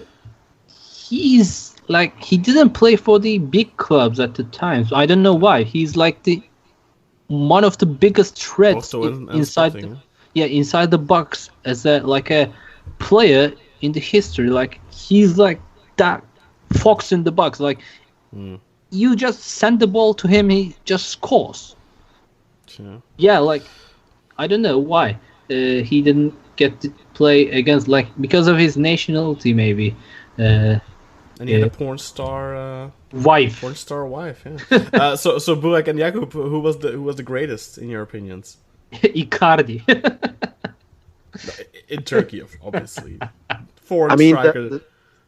The season they had in Turkey, or generally? Because if you talk generally, it has. Probably... I think generally, and also kind of the impact they had, I guess would be fair. Generally, it probably is Drogba. Or Eto'o. Yeah, I think it's Eto'o actually. Yeah. If you go on pure career, but let's just say what they did in Turkey. Just to be a dick, Shotar Velatze. Actually, I was watching a match. Did I link that one? the Beşiktaş Trabzonspor match from 1995, 1996. Yeah, I watched it in YouTube sometime as well. There's a fantastic relatively new channel which has this amazing old school stuff. I'm watching one or two games every day when I wake up and when I go to sleep. I'm watching a summary and I'm watching all these European matches and stuff. It's great to reminisce. What's that YouTube channel called? We should probably give them a shout out because you have to follow it. I'm just quickly checking my feed if it's up there. Also, we have to ask that Burak for the what is the difference between Archil and Shota mainly at those times?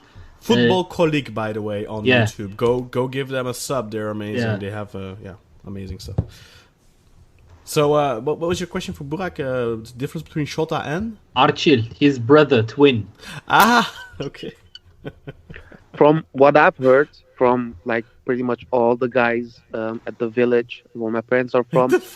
No, but they, just to be clear, because they watch those guys. Yeah. The overwhelming thought was that Archil was actually the better player, but he had a lot of injury issues.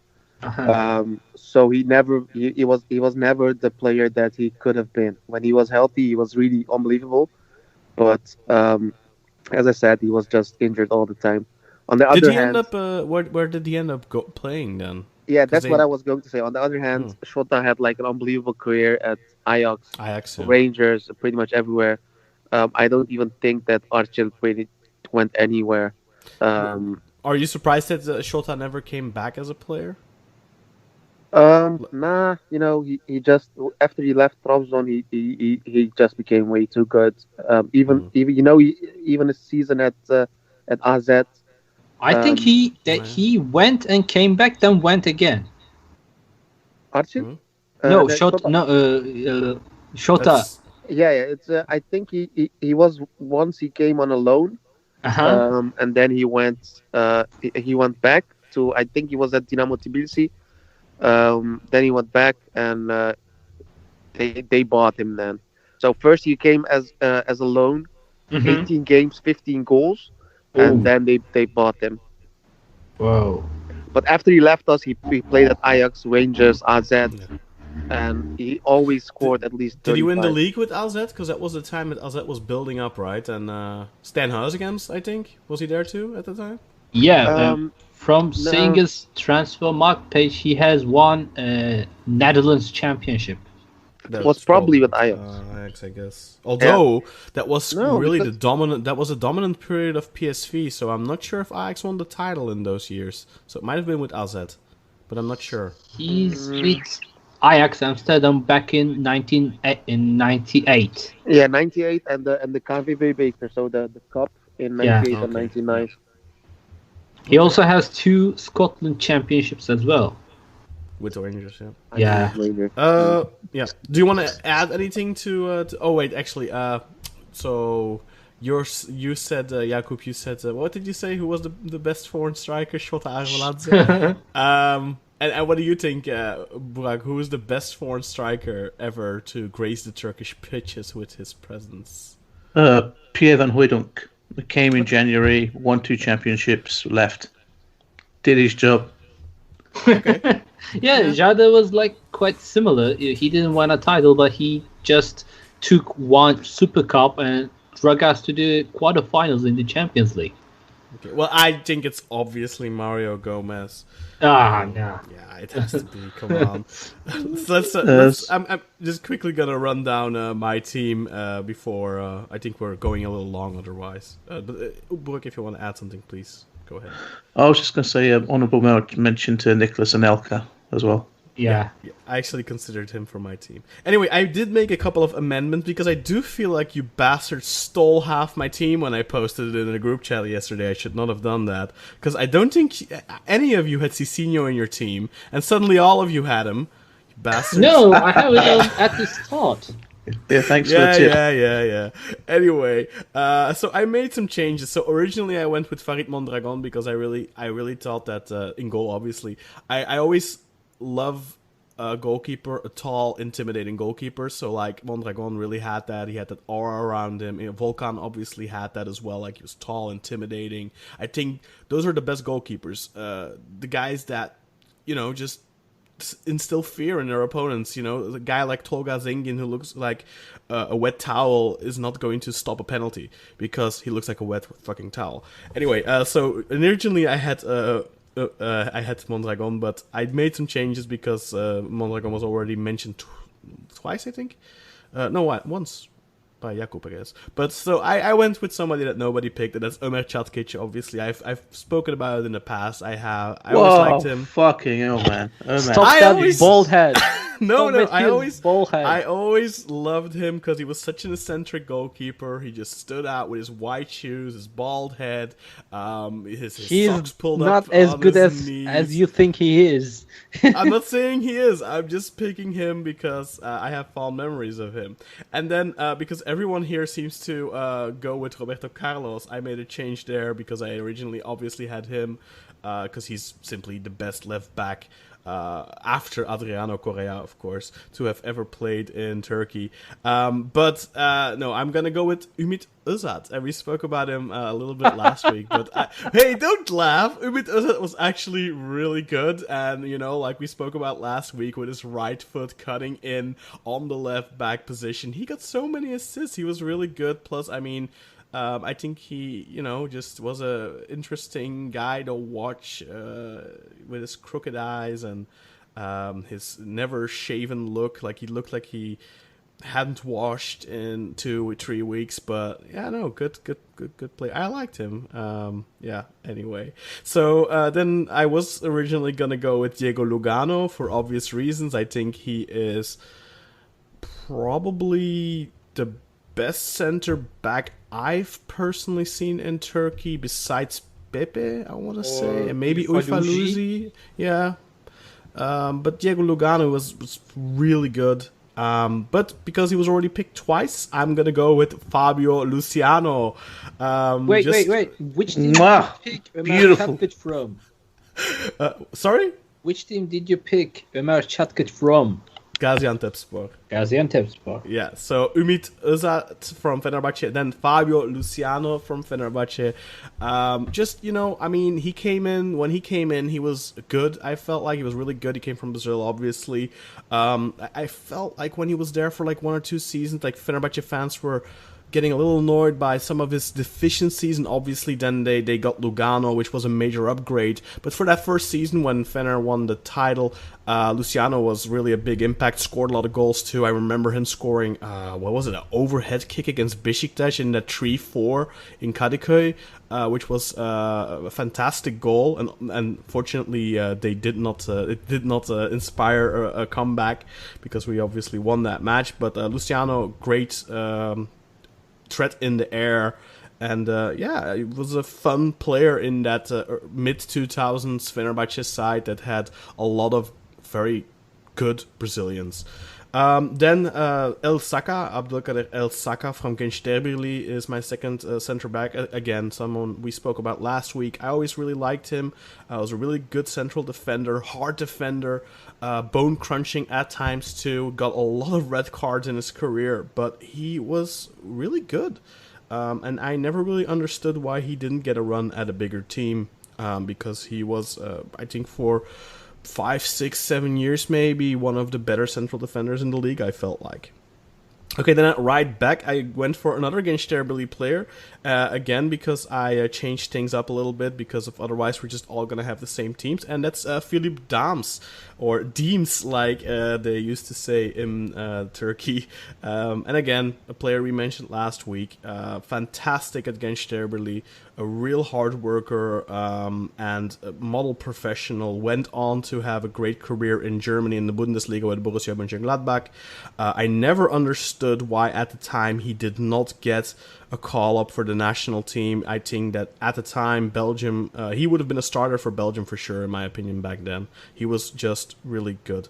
Then one player that I just couldn't go around that other people have mentioned is Ibrahim Ayatara. But like I said, for me, kind of the Ronaldinho of the Super League, fantastic player, stood out as well. I always liked a little bit, the eccentric look he had, his blonde hair, his very thin blonde beard, and just fantastic skill on the ball, free kicks, crosses, fantastic crosses actually, fantastic player in general in that mid-2000s Trabzonspor side that were very unfortunate that Fenerbahce were as good as they were, because I do really think that side also deserved a title, because they were. It's a shame that a team like that was that good never really won anything of note apart from maybe a Turkish Cup, but who remembers that? And then obviously Alex, for me, besides Sergen, the best player I think I ever watched in the Turkish league. Because, like I said, Hagi, that's kind of before my time. Like, he retired in, I guess, when Galatasaray won the UEFA Cup, so 2000 at the end of that season. So no, 1 year afterwards. Really? Oh, okay. But I really only I started like religiously watching like 2001, 2002 when Lucescu was at Galatasaray. So I kind of missed that. So for me, Alex was just the greatest besides Sergen. And it's just one of those players, like he played for your rival, but I never ever had a feeling of hatred or anything, or even envy, because he was just so good and you just enjoyed it, because even when it was Fenerbahce winning, which was not fun, but still, Alex was just so amazing and you couldn't hate him because he was so classy. And like Jakub said, I don't think he ever really did much. I mean, I remember a couple of videos of him stomping on someone's leg, but I can understand him probably because he got kicked quite a bit. Just a fantastic player, and he had everything, I think, and the type of player that we will, once in a generation. I don't think we'll see that anytime soon again, especially not now with the current financial state of Turkish clubs. And then I made another switch in my midfield. I originally had Bataja, but because he was already mentioned twice, I actually went with someone out of left field, and that's Ergün Penber. I could have put him at left back, obviously, or right back. But I always liked Ergün, and when Burak was talking about Tugay earlier, the versatility that Tugay offered, and I always felt like Ergün had that too. And you didn't pick Emre? No, because Emre is a bastard, and Ergün is classy. No, Ergün, I mean, he was one of those gentlemen in Turkish football, and I think you have a couple of those guys that were always classy above everything else, and I felt like Ergün was one of those players. Shifo Mehmet comes to mind too, but Ergün, very good, versatile player, and I feel like he never gets the recognition that he deserves, because we're always talking about Tugay, we're talking about Emre, Sergen, those types of players, but Ergün doesn't get mentioned enough, so that's why I felt I had to put him in there. And then at right midfield, I put Gökdeniz Karadeniz. For obvious reasons we talked about it before. He was just such a great player. And even though I'm a Beşiktaş fan, I always hoped that he would come back to Turkey to finish his career out at Trabzonspor. And when he retired, I think he was like 38 or so at Tribün Kazan. It's only a couple of years ago. I was quite sad that he didn't come back for that one last season with Trabzonspor. But I wasn't really quite aware of his gambling issues, because back in the 2000s, I really didn't follow anything off the pitch, so to speak, like the extra sportive stuff. So, that's, I guess, the reason for that. But, fantastic footballer. And then a player that, two players actually up front. I went with a 4-4-2, so I had two strikers, so two guys that weren't mentioned yet. The first is Cedric Bakambu. I think he was kind of like Burak in the sense that he was really good at getting into goal-scoring opportunities, but when he was at Bursaspor in Turkey, he missed a lot of chances. Like, I felt like he had like a really good run where he scored a bunch of goals, and I remember being very critical of him at the time because I think he could have scored double the amount of goals of the amount of opportunities he got into. But then obviously he went to Villarreal in La Liga. He had an amazing career there, and then he went to China, I guess, for the big money. But Cedric Bakambu, fantastic player. And yeah, I just wanted to throw another name in there that we hadn't heard yet. And then finally, Milan Baros from Galatasaray. Yeah, really good striker, and he wasn't the Drogba, Mario Gomez, Robin van Persie level of a name, but he was definitely a name. And Galatasaray signed him, I think, in a good point in his career. I think he was like 28, 29, so like still at the tail end of his prime. He was phenomenal in his first season. I think he scored a hat-trick against us. Yeah, in that at game, Alisamian. 4-1 or 4-2. Yeah, Teo scored, I think. Baros was a really, really good striker, and I think he's even still playing for Banik Ostrava right now, or he might have retired, but he was definitely still playing last season.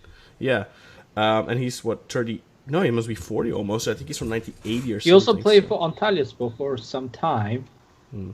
Yeah, anyway, I think he was a really good striker, and again, one of those names that probably gets lost in the shuffle a little bit. A player that I always liked, and had a good career, of course, outside of Turkey as well, obviously for Liverpool. Also, if I'm not mistaken, you put a left-footed guy in the right back and a right-footed guy in the left back. No, Philip Dams is a right-footed. Is it? And yeah, he's right. Because he always played as a left back at Gençlerbirliği. I recall him as a right back, but I might be mistaken. Anyway, that's my team. So let us know your team. We have a tweet out. Feel free to reply to it. Let us know some of the players, none of your team, of course.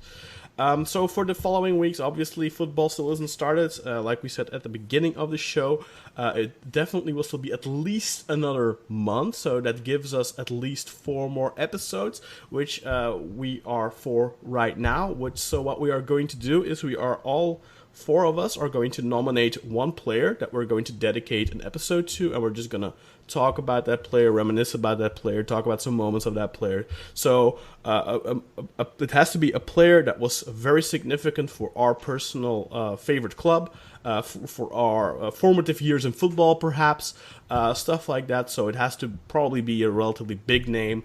So I'll go first. My nomination is current Beşiktaş coach Sergen Yalçın. Umut, who do you nominate? I don't know. It's quite hard. Could be Haji. But can you fill an episode talking about him? Could be, yeah. Because never watched him live, but I watched too many of his clips and highlights from the days, videos from his days in his Galatasaray days, and even in his Barcelona and Real Madrid days. So probably. Okay, well, let Haji then. Yeah.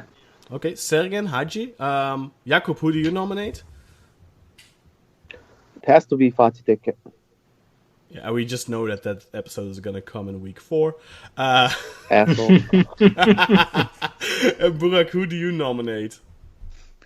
See, I'm going to stick to what people would expect and say Alex. I was toying with a few other names like Tunjai, Van Hooijdonk, even Volkan Demirel, but I've got to go for my boy with his surgical mask on his statue at the moment outside the Shukra Sarajola ground. Did they put a surgical mask on it? And gloves, yes. Oh, that's awesome. Got to protect him. I hope they did the same for Left Dad as well, but I've not seen a picture of that. But yeah, my boy Alessandro de Souza. Okay. Yeah. So we'll put a poll out. We'll talk about all 4 of the players, but basically, whoever wins the poll will do that one first, and obviously Fatih Tekke will come last. Burak, can you put out that poll perhaps on the Twitter account? Then I can be lazy and not have to do it. And you're a social media manager anyway, so yeah. Yes, I'll get it out, and I'll leave it up there for like a couple of days, so people have got time. Give it 4 or 5 days or something. Where, we won't be, or maybe give it 3 days. I guess we'll be recording like midweek next week. So yeah. Probably. Anyway, I think that'll do for this week's episode of Football a la Turca. Thank you very much for listening. Please go and check out our Patreon on patreon.com/fault, where you can become a VIP member and you can gain access to our VIP audio feed. Every month we drop some extra additional podcast episodes that won't be on the free feed here.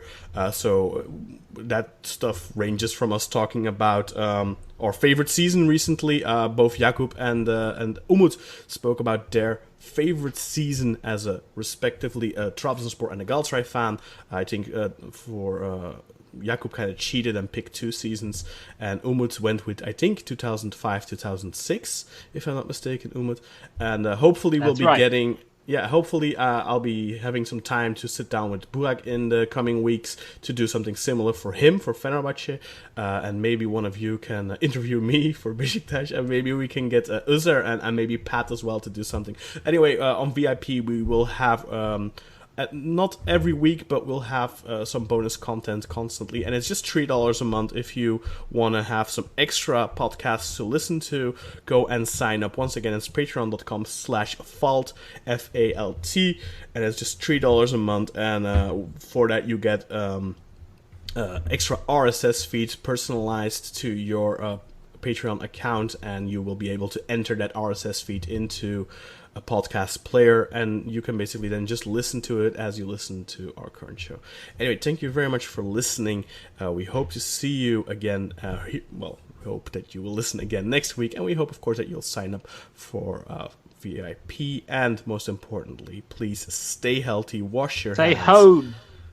Yeah, stay at home, of blijven uw kot, as they say here in Belgium, which is absolutely ridiculous. Exactly. Sit your asses down. Or like Samuel L. Jackson would say, stay the fuck at home. Indeed, yes.